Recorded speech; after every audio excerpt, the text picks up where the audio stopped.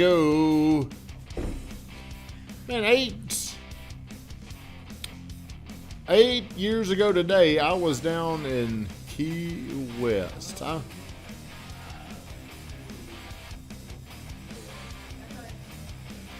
What are you talking about, Josh? Is it not running today? Live on the Facebook. All right, enough of your talking over there, Josh. Zip it. Are you going to have a productive day today? Hell yeah. What are you going to do? I got a list over there. A list. Now, your partner there wanted to know why couldn't we take off today? Why couldn't she take off? It's Cameron's on here, Travis. Just my wife, everybody's on here. Good Monday morning to you all, as always. We start the morning grind. But see, you look grouchy today. I know why you're grouchy. Do you know why he's grouchy?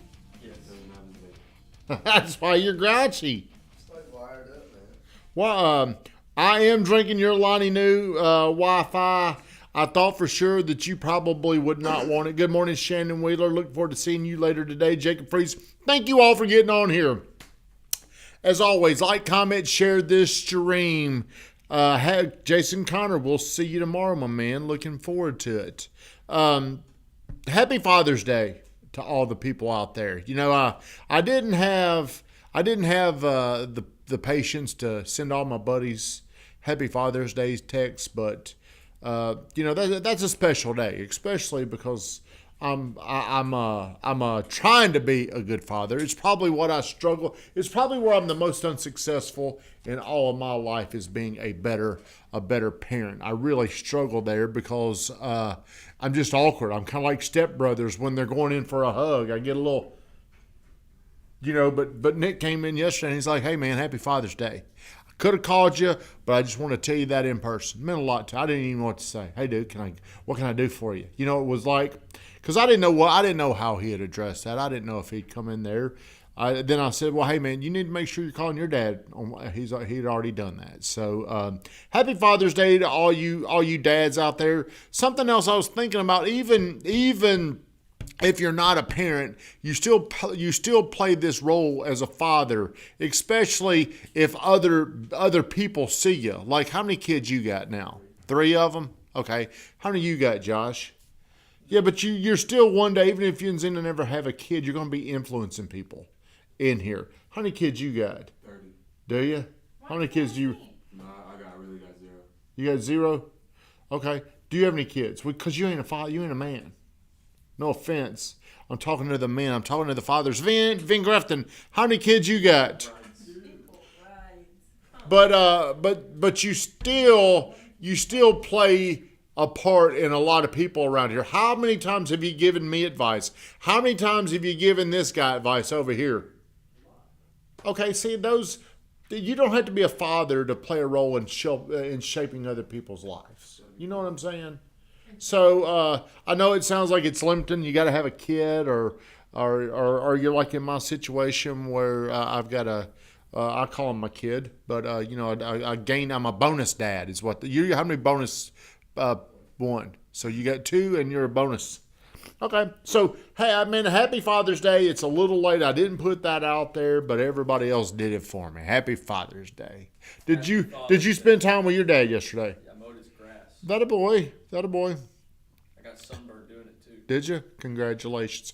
Don't forget your fur babies. My dog, miraculously, believe it or not, Jack's the best dog other than Lucky, got me a gift. He brought it home last week. Ain't that crazy?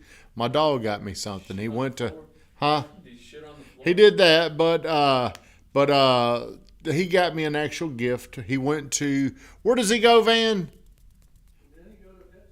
He goes to Pet Safari. While they're over there, he made me a gift. So thank you, Jax. Thank you very much. Okay, I'm going to tell a little story about, you know, my dad died when I was young, right at 15 years old. So, but he was sick before that because he had a car wreck at an early age, and a lot of people didn't understand brain injuries. He had this brain injury, so he died at an early age. He's 38 years old.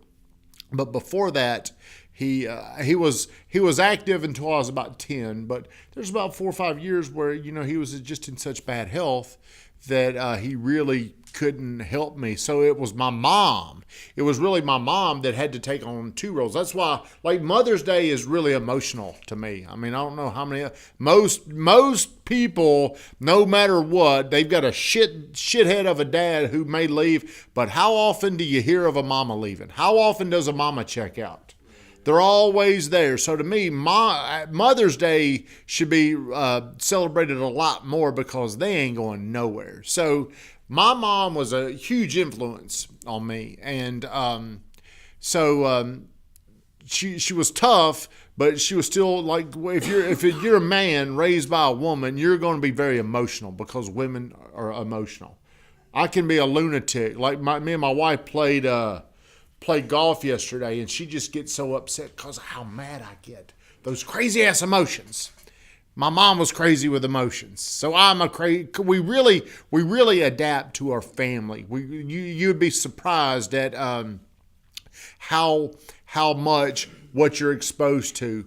Chuck McDowell was saying this the other night. He would measure when he was in sales. He would watch something one week and then something else the next week. One was good for him. The other one was toxic. He did this for a 4-week stretch, and he performed like so many times better when he was feeding himself good stuff as opposed to toxic stuff. So whenever I was growing up, what we're talking about today, we're getting into Juneteenth.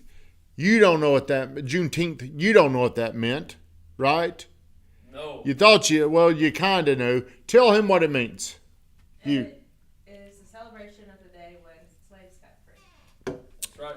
So I've always been fascinated with this character called Martin Luther King Jr. Do you know who he is? Yes. What is he known for? Speeches. Well, you are right, but I like to dig a little bit deeper, and I like to think about, well, what was so hard about giving a good speech back then? Because he was a black man in a white community.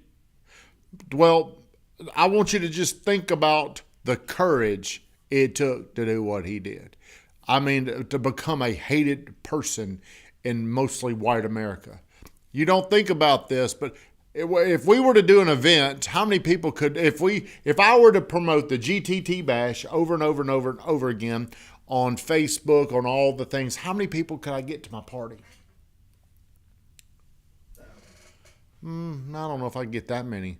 How many people showed up for his famous speech in Washington?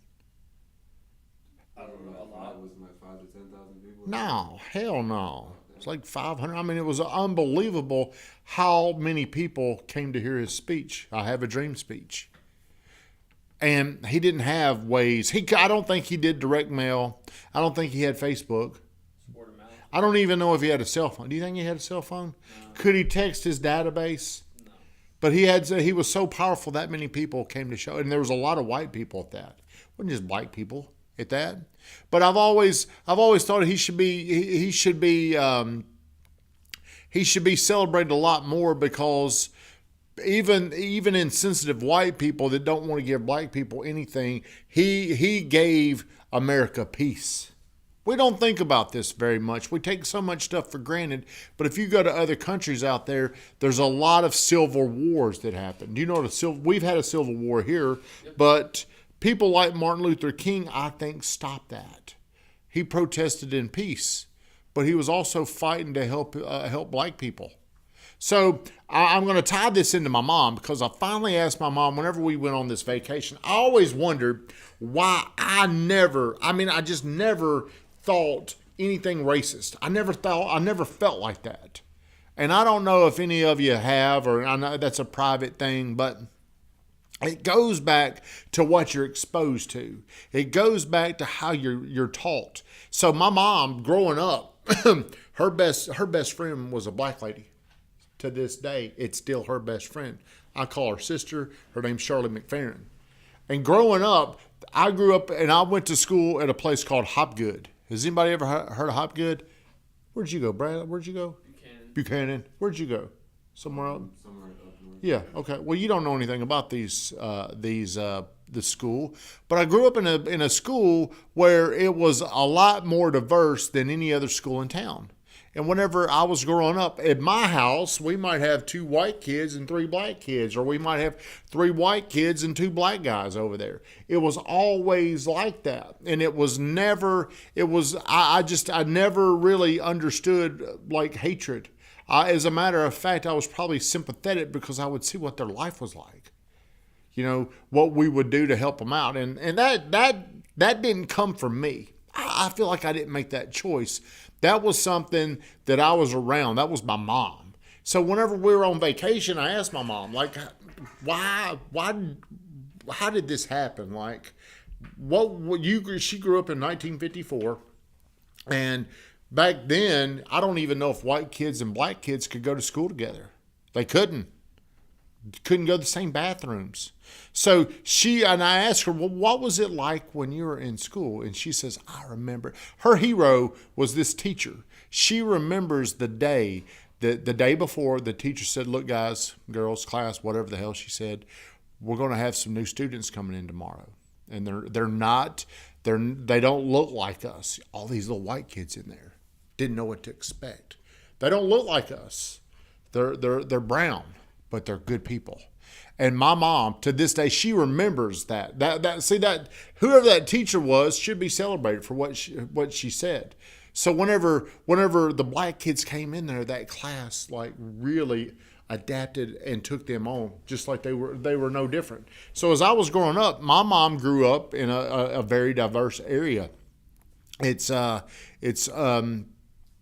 Weatherman grew up over there. You know, a lot of people don't know this about Weatherman, but Weatherman was all like Weatherman talks to this homeless black guy more than he probably does anybody. Nobody knows about that. Every single day and every single night, Steven sends this homeless guy a text just to let him know he's there for him. But it was over there, Battle Avenue, McFadden, back before McFadden was the smart school. But she grew up in that area, and I guess.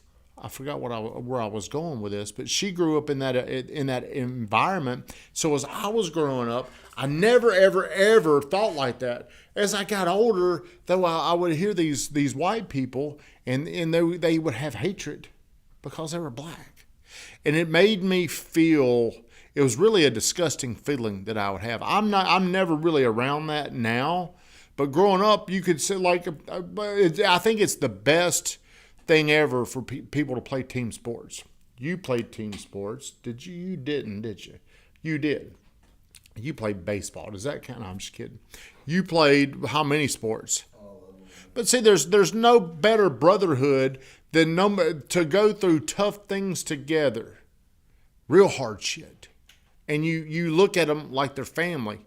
So today is it's a special day. It's ridiculous that it's just now a holiday. I mean, it's only been around a couple of years, I think. But I just want you to. There's a new show or a new movie. It's called I think it's Black Wall Street. Have you heard of this? I have not. Have you ever heard of Black Wall Street? What happened down in? Well, I mean, there's things like I would highly encourage people to understand how much courage it has taken for black people in this country. They do. Some people won't admit this, but it's a whole lot harder. I mean, imagine this. Imagine if we went to a country where there was like 12 of us out of 100. It would just be a whole lot harder. So one of the things I believe in the most is courage. How do you build your courage? I mean, I would look at people like Martin Luther King. He's one of the people that I study about how much courage he had to build. I'm sure it wasn't just a natural thing. I mean, death threats, and he got killed. I mean, it happened, but it never stopped his movement. So just think if you could be a leader like that, where every single day you had something that you were fighting for, that you would give your life. See, today, most people don't. Most people would rather be comfortable than have courage. So today is a special day to me because I really think about courage, and I use people like Martin Luther King to help me and fulfill my dreams, because we all need courage to get where we want to go. Excuse me. Von Grafton, shut us down.